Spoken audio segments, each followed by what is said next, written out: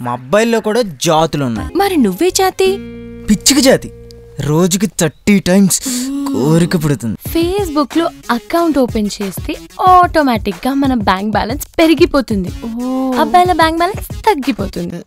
లక్షందా? అమ్మో ఎంత కాస్ట్లీయా? జ్యూస్ ఇచ్చి జ్యూస్ లాగేద్దాం అనుకున్నాడు సచ్చినోడు.